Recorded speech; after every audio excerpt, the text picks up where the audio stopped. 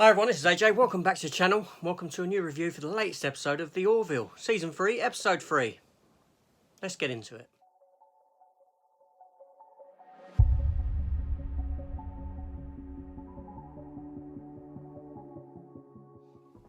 Okay, so this episode is called Mortality Paradox. It runs for 1 hour in length, and this looks to be the sort of roundabout runtime for each episode of this season.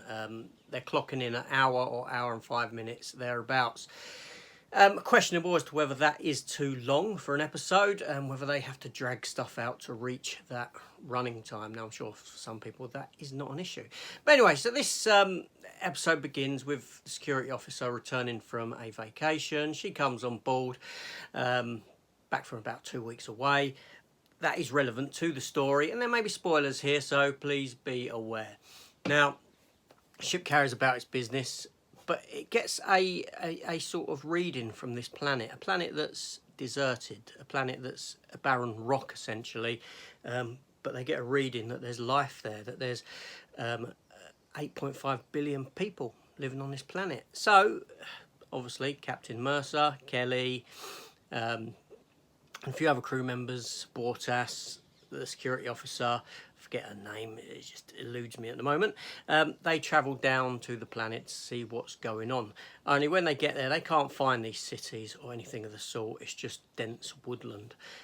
They land the ship, they go for a walk because there's readings of population, and they find a high school. Yes, a sort of 21st century high school there, the sort of things that we see in teen dramas and this sort of thing. And they enter into the school, but once they're in, they cannot get out.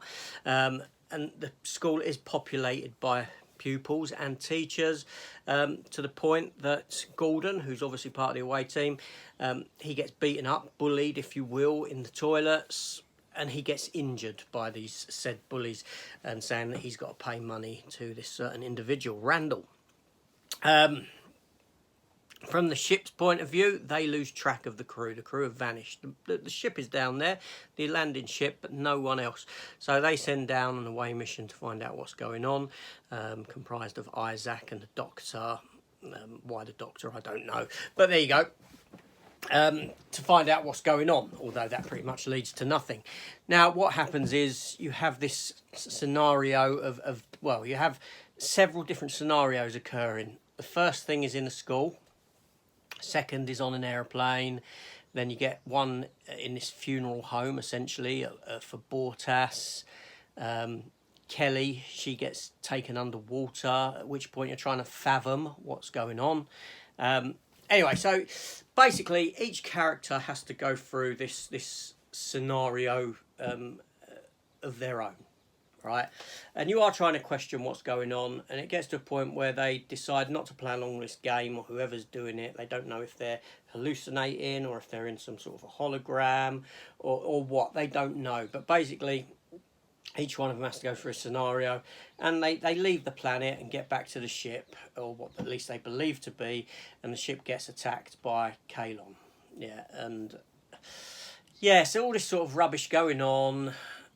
And it all turns out basically that this is sort of like a sequel episode, a follow-up episode to one of the earlier seasons episodes where they found that church on that planet that was a bit like Brigadoon, where it would appear just every so often, and this alien race, they've now sort of, or that race has sort of grown beyond and become almost immortal, and they just want to watch the crew, and because they're immortal, they want to experience death. They want to know what death is like. So they have no idea, and they put the crew through these scenarios to the point of death, essentially, the point where they would nearly die, to find out what it's like in those last few moments through the eyes of the crew.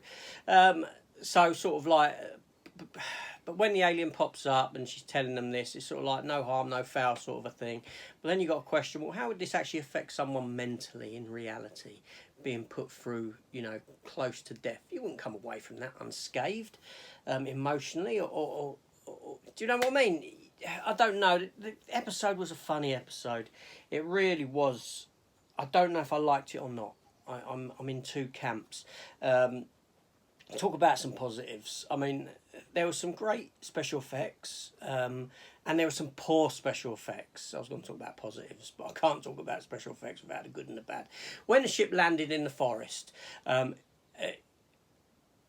detail was great. The detail of the reflection of the sun, the shadow on the ships, the reflection in the mirror, in the windows of the ship, all fantastic. All look really, really good. But then, you know, they are stepping beyond their means with some of the effects with the alien race or alien creatures that they do. They are pushing the boundary of the budget massively. But there are also sorts of green screen scenes that just look like they're on a green screen. The alien girl, when she pops up, seriously, it looked like a better version of what you got in the first Tron films. It looked very much like that. Some of the musical score was pretty interesting and pretty good, although I do think that they whoever does the composing does take beats from other things. The bit where they're wandering around the woods at first before they get to this high school, very much like Raiders of the Lost Ark, the opening of Raiders of the Lost Ark when they're in the woods. There's sort of a musical element that just rang, that reminded me of that. And then there was a few bits that reminded me of Aliens, James Horner in Aliens. And yeah, I think they're using, or they're looking in other places for inspiration on the music. They're sort of stealing almost to a degree. Or being inspired by is a better term to use. So yeah, this episode for me, it was Tala. That was the name of the girl who she never actually came back to the ship. In this episode, it actually turns out that she's still away, and this is how this all came to be, and all this all nonsense. I don't know. It's all a muddle in my head. Just let me know what you thought about it. That's all I'm interested in. I want to know whether you liked this episode or whether you was as confused as me or a bit sort of... Because the problem was, you know, it spends 45 minutes getting to any sort of answers. You have to follow each character through their scenario, and you know exactly what's going on, and you can guess. Each character has to expect, but it all amounts to pretty much nothing. That whole first 45 minutes, it could have been condensed down, and that's the primary issue that I have with this program at the moment, is that an hour run time is a bit long for the stories they want to tell. So you do feel like a bit of liberties taken with the stretching out of stories. But other than that, yeah, you know, it's the Orville. Nice to see an element of humour still in there, and that's not been taken away. And nice to see that a little bit of issue with Isaac still is amongst some of the crew. I did like that, even though it's very light and not too much, but it's still there, and so that's all good stuff. Anyway, this is AJ. I'm getting going because it's Star Trek Strange New Worlds time, and I'll see you later. Take care and goodbye.